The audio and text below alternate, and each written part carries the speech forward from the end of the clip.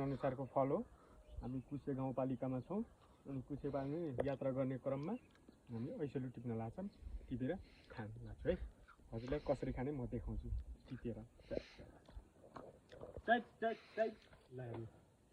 ल तपाईँ यतिखेर हेर्न सक्नुहुन्छ हामी जाजरकोटको कुसे गाउँपालिकामा यतिखेर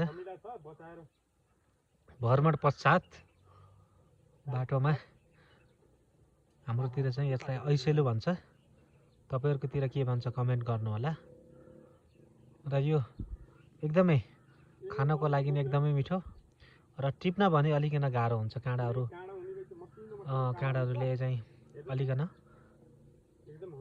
होशियार हुनुपर्ने हुन्छ। यसबाट सिजन अनुसारको फल हो। सानोमा धेरै खाइयो यसलाई, तपाईँ देख्न सक्नुहुन्छ।